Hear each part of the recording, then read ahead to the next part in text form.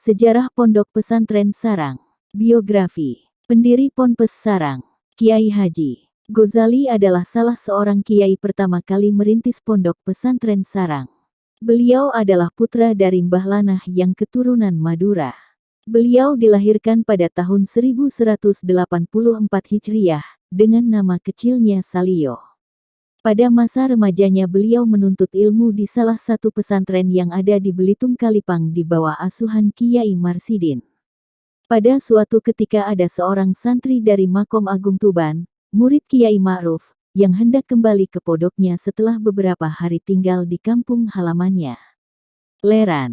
Di tengah perjalanan beliau sempat singgah di Pondok Belitung, dan disitulah beliau bertemu dengan Salio Kiai Haji Ghazali hingga beliau menginap di kamar Salio. Pada saat itulah beliau berdua berdiskusi tentang ilmu fikih dan nahwu. Menurut catatan tarikh yang ada di dalam diskusi tersebut, Salio unggul dalam fan ilmu nahwu, sedangkan santri dari Makom Agung K. Jawahir unggul dalam fan ilmu fikih, dan Jawahir kalah dalam fan ilmu nahwu. Sebelum diskusi mereka mengadakan perjanjian siapa yang kalah harus ikut nyantri bersama sang pemenang. Namun dalam diskusi tersebut beliau bersama-sama unggul dalam bidangnya masing-masing. Oleh karena itu, beliau berdua memutuskan untuk tukar tempat dalam menuntut ilmu. Akhirnya, Salio mondok di Makom Agung, sedangkan Jawahir mondok di Belitung. Suatu ketika setelah Salio sekian lama mukim di Makom Agung, Kiai Ma'ruf mengadakan tamrin evaluasi kepada para santrinya. Namun tidak ada seorang santri pun menjawab pertanyaan pada saat itu. Tiba-tiba ada seorang santri yang berkata, "Maaf, di antara kita tidak ada yang mampu menjawab kecuali Salio," yang pada akhirnya berlakop kalam tumpul di antara pertanyaannya adalah lafadz iza. Sebelum mengutarakan pertanyaan Ma'ruf terlebih dulu berjanji siapa yang bisa menjawab pertanyaanku akan kujadikan ipar. Akhirnya santri yang berlakop kalam tumpul dan berdarah Madura itulah yang mampu menjawab, berkat keahlian beliau dalam bidang ilmu nahwu.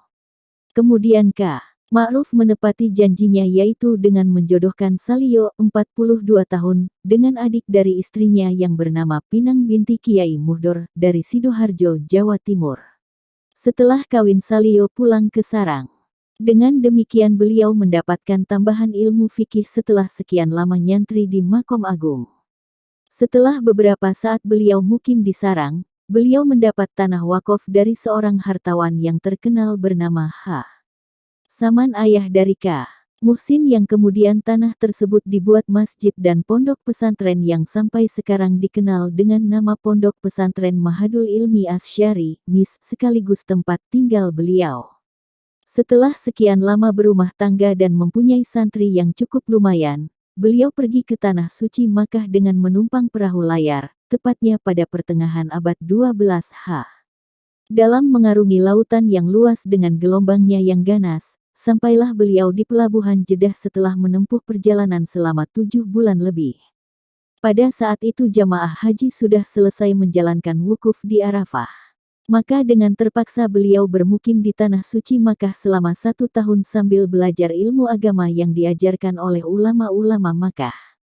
Dan dalam kesempatan itu, beliau sempat menulis kitab tafsir Jalalain, Fathul Muin, Bulughul Maram, dan lain-lain, yang semua bertarikh tahun 1275.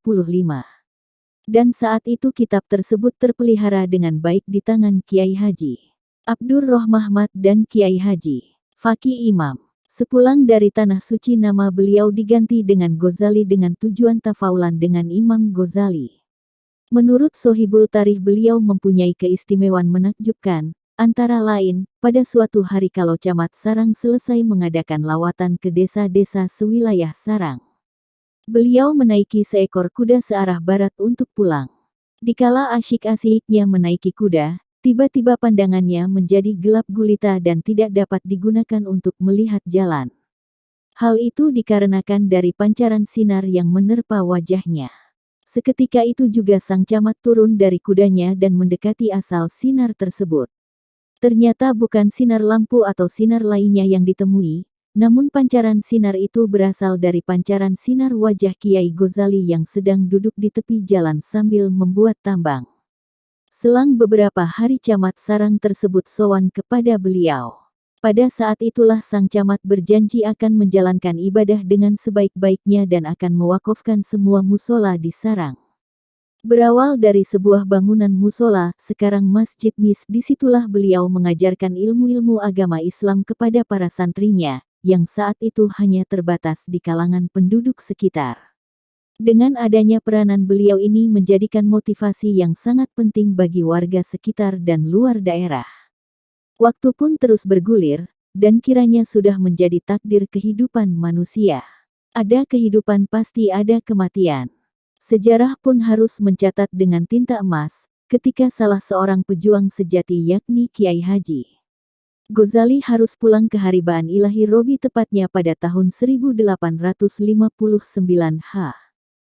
Mulai tampak ada perkembangan yang cukup pesat. Pada tahun 1980 Kiai Haji Umar bin Harun wafat. Selanjutnya perjuangannya diteruskan oleh Kiai Haji Syuaib menantu Kiai Haji Ghazali dengan dibantu oleh putra-putranya yaitu Kiai Haji Ahmad Ayahanda Kiai Haji Abdur Rohmahmat. Masa kepemimpinannya berlangsung hingga tahun 1928 Tahap selanjutnya setelah Kiai Haji Syuaib wafat, pondok pesantren sarang berkembang menjadi dua.